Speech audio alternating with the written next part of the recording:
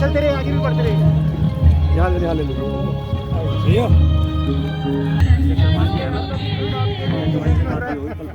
ये मेरा इलाहाबाद का दूसरा कुंभ है।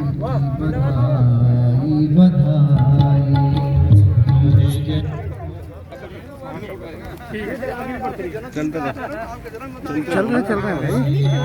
यही बात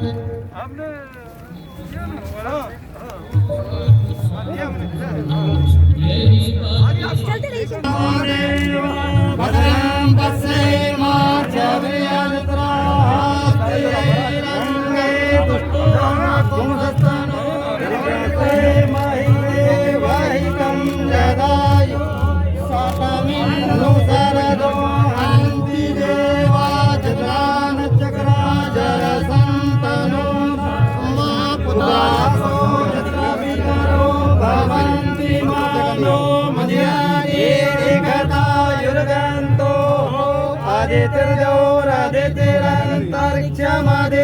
माता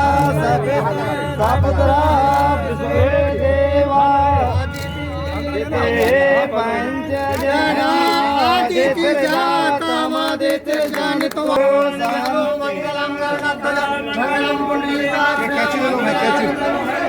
निर्मित भवन एच ब्लॉक का लोकार्पण कार्यक्रम में अपने परम आदरणीय श्रद्धेय आचार्य महाराज कैलासानंद जी, परम श्रद्धेय नवनिर्मित भवन का जो लोकार्पण हुआ, उसके निमित्त मेरा आपके बीच में आना हुआ। श्रद्धेय नरेंद्र गिरी महाराज जी, श्रद्धेय कैलासानंद जी, श्रद्धेय हरि महाराज जी और बालकगंज जी के द्वारा मेरा ये सौभाग्य है कि आपका आशीर्वाद मुझे मिला है।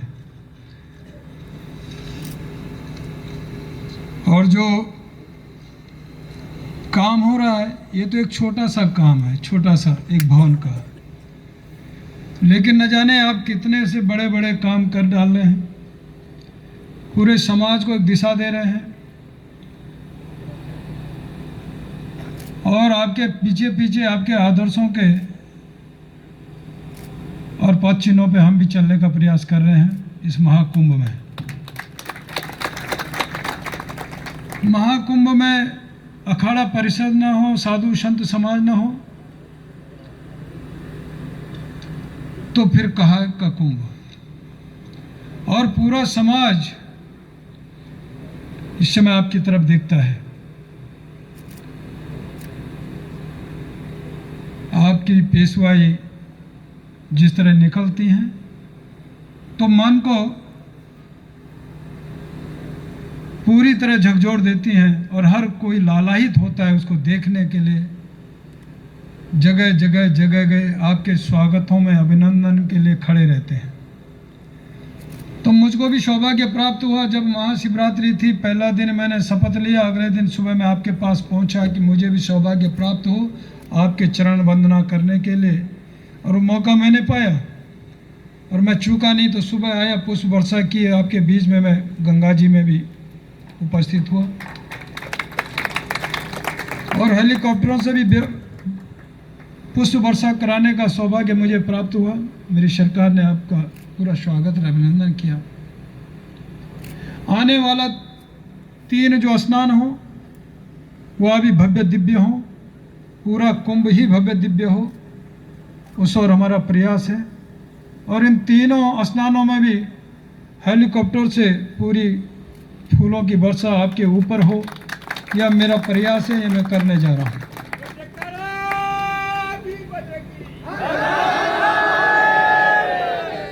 जहाँ तक स्नान की बात थी, इतने कम समय में 5-6 दिन मुझे शपथ लिए हुए थे मुख्यमंत्री के। सुबह से लेकर रात तक पूरी तरह जनता के बीच में था, आपके आशीर्वाद लेता रहा। लेकिन न जाने कहां से कोविड से मैं भी और पॉजिटिव हुआ तो फिर जो गाइडलाइन थी उसका मुझे पालन करना पड़ा, उसका मैंने 100% पालन किया। लेकिन मीटिंगें वर्चुअल वीडियो कॉन्फ्रेंसिंग करता रहा, पूरा काम लेता रहा अधिकारियों से, कहीं भी चूक नहीं की। और उसके बाद जब महाशिवरात्रि में भी उस दिन जब मैंने पहले निर्णय लिया था कि कुंभ भव्य दिव्य हो, साधु संतों का आशीर्वाद पुण्य हम लोग लें, फूलों की वर्षा हो, लेकिन साथ में किसी को कोई दिक्कत और कठिनाई न हो, कोई रोक टोक ना हो। तो उसी दिन आपका 32-33 लाख श्रद्धालु यहाँ पहुँचे, रात दिन चलते रहे। और फिर गंगा सभा के द्वारा, अखाड़ा परिषद के द्वारा, अध्यक्ष जी आप स्वयं वहाँ आप लोगों द्वारा ये कहा गया कि 4 और 5 तारीख को ये कार्यक्रम और शुभारंभ होना है। लेकिन मैं तो 5 तारीख शाम तक कोविड के जो गाइडलाइन था उसका पालन करना मेरे लिए ज़रूरी था। भले मैं दो नेगेटिव आ चुका था, तो मैंने कहा मैं तो 5 को शाम को पूरा होगा। तो आपने कहा कि 6 को भी तिथियां हैं और समय तिथि, तो मैंने कहा यदि ऐसा है तो मैं आऊँगा। उन्होंने कहा 6 को करेंगे और गंगा सभा के द्वारा, अखाड़ा परिषद के द्वारा, आपके द्वारा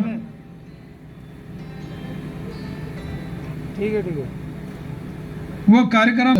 लेकिन दूसरा विषय बड़ा, आपने मुझसे कहा, सारे संत समाज ने, आपने उनका नेतृत्व आप लोग कर रहे हैं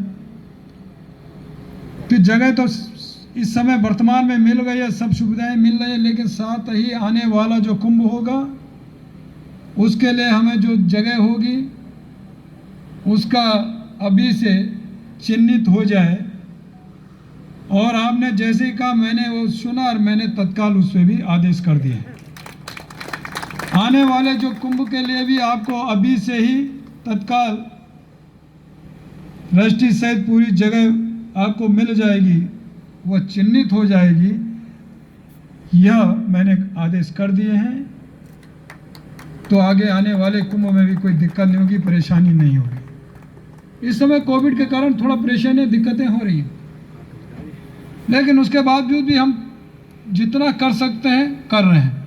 आपके आशीर्वाद से खूब नहाएं, लेकिन भारत सरकार की जो कोविड को लेकर गाइडलाइन है उसका 100% पालन करें, सोशल डिस्टेंस बना के रखें, मास्क लगाएं, सैनिटाइज का उपयोग करें। यही मेरा आपसे आग्रह निवेदन। बाकी किसी प्रकार की कोई दिक्कत और कठिनाई है, कोई रोक टोक नहीं, कोई सख्ताई नहीं। व्यवस्था बनाने में हमारा प्रशासक पूरी तरह फोर्स लगा हुआ है। आपको किसी प्रकार की कोई झंझावात नहीं होगी, किसी तरह की दिक्कतें नहीं होगी, ये मैंने कहा भी है और कह भी रहा हूँ। इतना ही कहते आप सबका धन्यवाद, साधुवाद, नमस्कार।